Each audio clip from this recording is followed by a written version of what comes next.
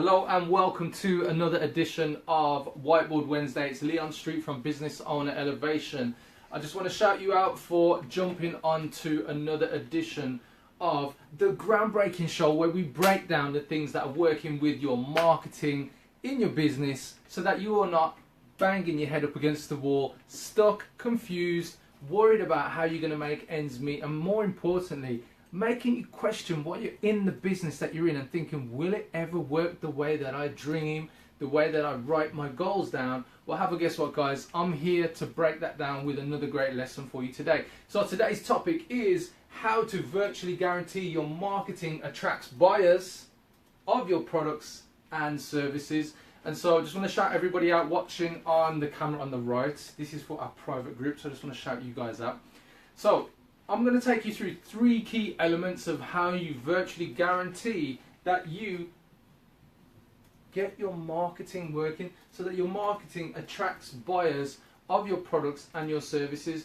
And a lot of the time we're in business, we've got a great idea, we know the things that we do, the services, the way that we do things, you know, maybe they're unique or just the way that you do them is unique, special, you know, it stands out from the crowd. But the thing is, the crowd aren't seeing you, and that's the problem. You see, I've come across a lot of coaches, consultants, business owners, people providing great services, great products, and the problem is that nobody is seeing them.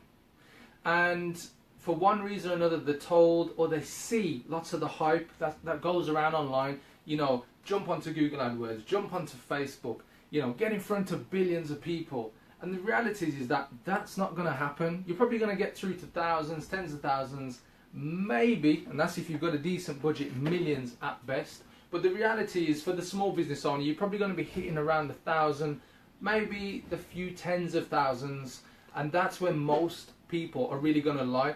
But the thing is, a lot of people out there aren't even hitting those types of numbers. And the thing is, I want you guys to succeed. Well, how do you succeed? Well, let me just take you through a few things. Because of the hype, I'm sure you're very skeptical, as am I.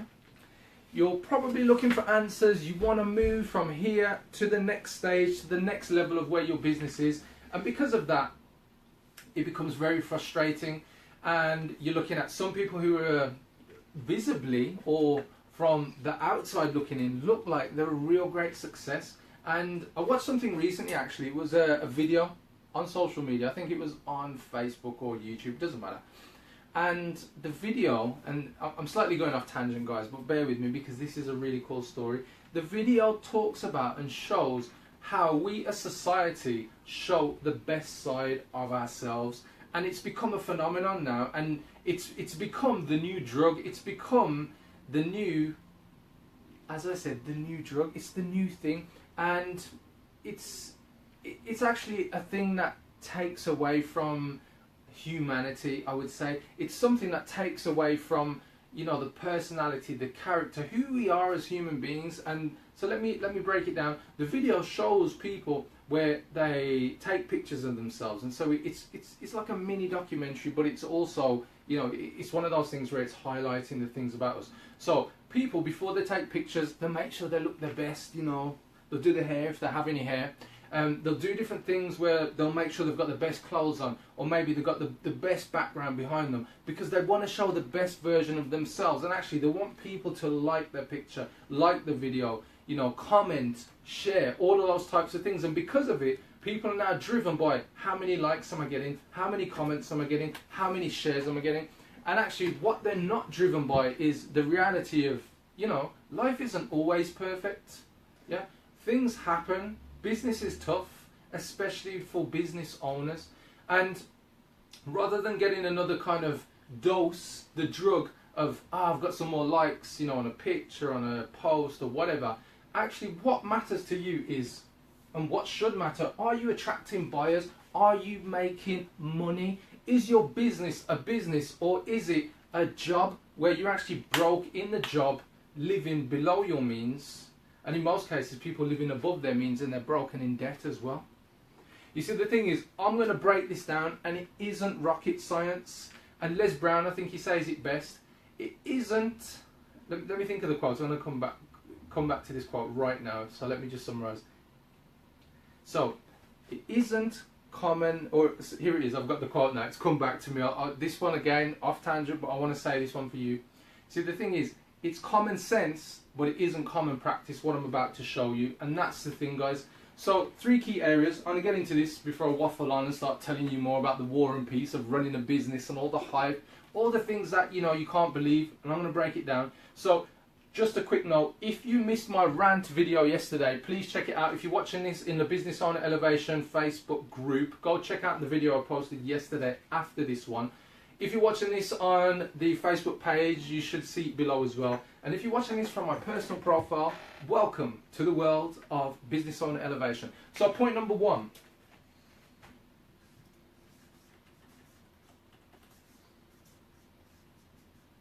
Point number 1 is market. And you're thinking, market? No, I'm not sending you to a market to go buy some fruit and veg or to a flea market. I'm talking about the market that you serve. Have you clearly defined your market? Because if you clearly define your market, you know who you serve. Yeah? So, for instance, people might be saying, well, I serve this person, that person, and before you know it, they serve everybody. And what happens is you become somebody who serves a general market. And what happens with people who do general marketing, they get general results. Yeah? Unless you built your business up to the size of Amazon, you can't generalize, you can't be everything to everyone. So when you come to marketing your business, you need to choose a market. And more importantly,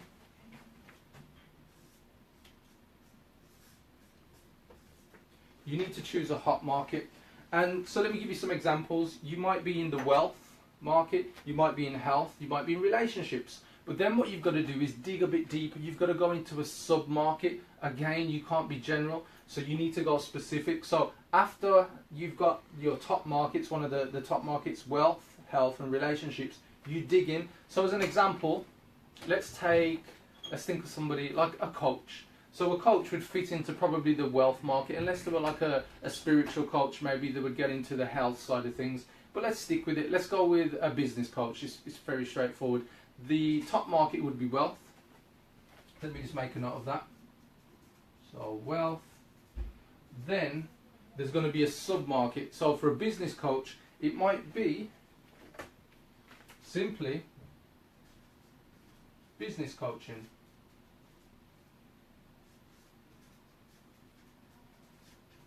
And excuse me if it comes up a little small on the camera, but we've got wealth as the main market, and then we've got a sub-market called business coaching.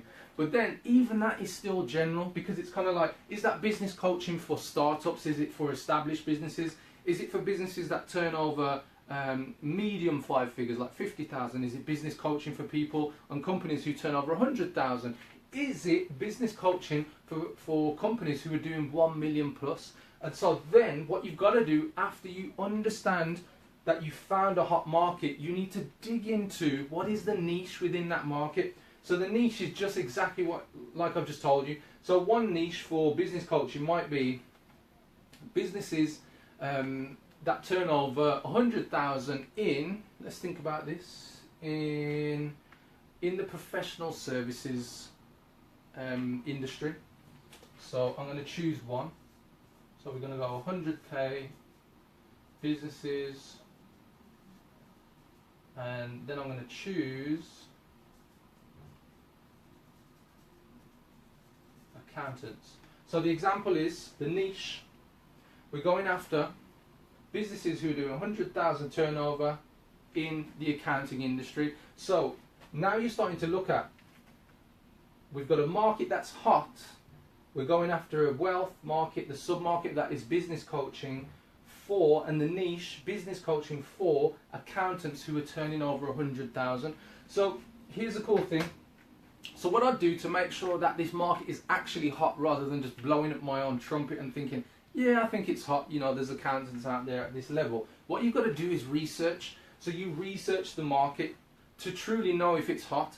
So you'll go onto places like Amazon, look at books to do with accountants, look at books to do with coaching. Is there any correlation? So then what you can also do is go onto Google, do searches for accountants, yeah? And then you can start to look at what are the size of accountants that exist. You might even look at other places like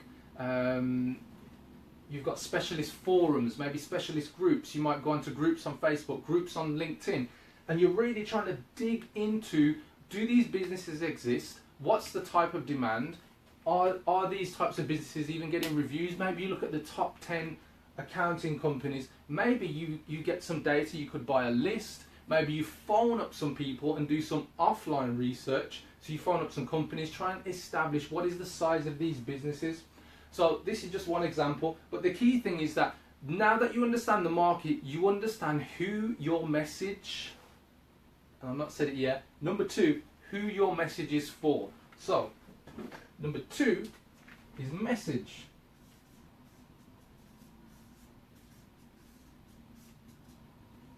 So first one is market, second one is message. So now we understand we've got a hot market, we know who we're going after.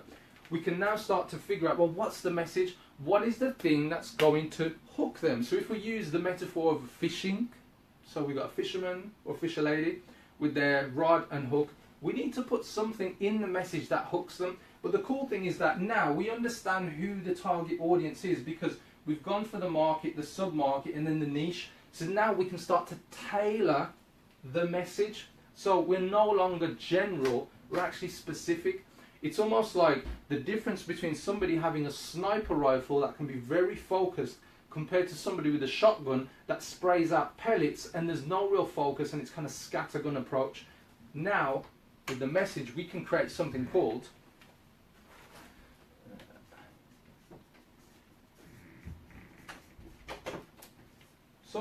a headline. The kind of thing that you see in newspapers and in the press. The headline, the thing that stops people, makes them read. And generally the headline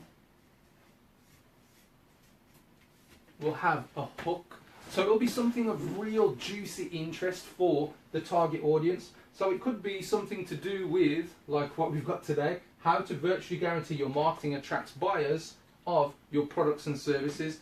That is a headline. And if you're watching this video right now, it's an example of a headline with a hook. And the hook is to attract buyers. And the reason why I know that it's a good hook is because I have researched my market of business owners, coaches and consultants who are floating around the mid 5-figure mark, and their aspirations are to get to 6 figures. And a lot of the time, like the frustrations I mentioned earlier at the beginning of this video, is that they feel like they're banging their head up against the wall. They don't really know what needs to happen. They're filled with ideas of search engine optimization, paid advertising, marketing funnels, click funnels, optimized press, WordPress websites. They're told about all these amazing things. They put it all in place and it doesn't work. And it doesn't work because these vital steps that I'm taking you through, guys, are the things that are missed. So with your message, you need to make sure you use headlines and hooks. And then this can be expanded into mini solutions, so lead magnets. And this is where you get into things like, I'll just put it here for short, lead magnets, ebooks, guides, checklists, 3-part, 4-part video series, webinars, those types of things. Yeah. So at that point, you start to understand what's the real thing that's going to hook somebody in to educate them. And this is a really important part here. So when it comes to your market, you need to use something called EBM. And EBM is called education-based marketing. And education-based marketing means that I'm going to focus on the needs of the audience. Remember the market that we researched? So EBM is how to educate, not simply just push a product, push a service, but I'm willing to invest time to educate you up to the level of knowing you so that you trust me. So where you get into the parts of know you, like you, trust you. EBM, education-based marketing. If you want to find out more about this, go to businessownerelevation.com/V3. There you'll find more information on where we expand and break down EBM. But anyway, so that's point number 2. And point number 3 of how to virtually guarantee your marketing attracts buyers of your products and services is, can anybody guess?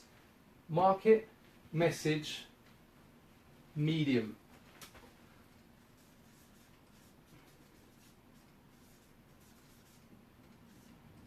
So often referred to as medium or media, doesn't really matter which one. To you and me, it means how is your message going to get out there? So this is at the point, or at this point even, is where you start thinking about Facebook ads, Google AdWords, search engine optimization, you know, blogging, podcasting, all of the different variations and ways that you can get your message out to people. Instagram, LinkedIn, Medium.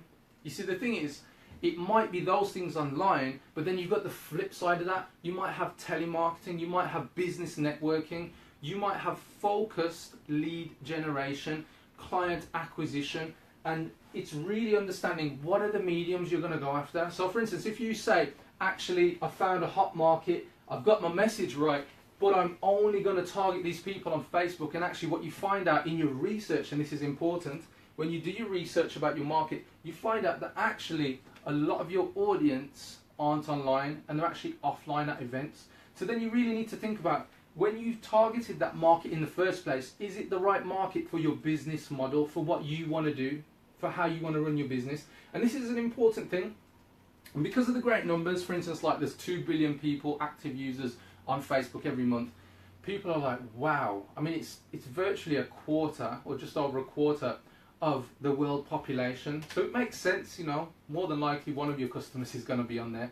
And then you've got other places like LinkedIn where there's professionals, you know, more professional types of B2B businesses and individuals are there. And if your products or services and your message is designed for them, then yeah, that's the place to go and check out. But what I will say to you guys is that a big one that a lot of people miss out is there's a lot of things that happen offline, like direct mail. And as I mentioned earlier, picking up the phone, you know, just phoning people. Maybe you found their details online on one of the mediums.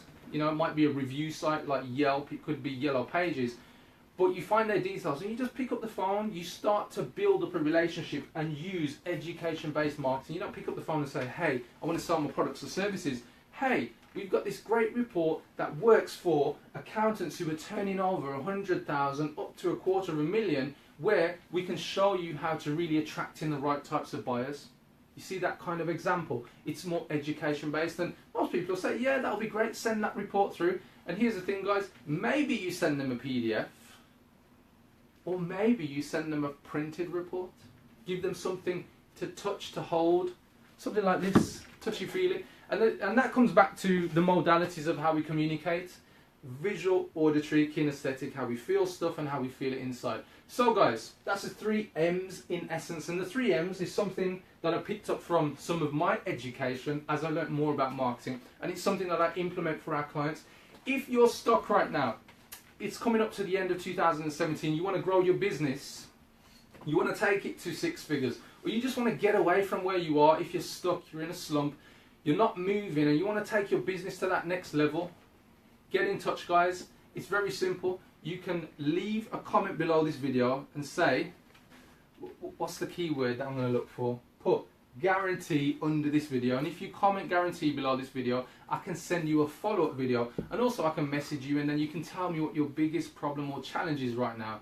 And you know what, guys, I can help you to break it down. If you want to find out more, yeah, and you are really interested in taking your business to the next level in 2018 with my support and the team support, simply visit www.businessownerelevation.com/opportunity. Yeah, it's very straightforward. Visit the website. It's Leon Street from businessownerelevation.com. Whiteboard Wednesday, every Wednesday, breaking down the BS and the troubles, the challenges, the problems that you have with your marketing, your business. I'll catch you on the next episode. Take care.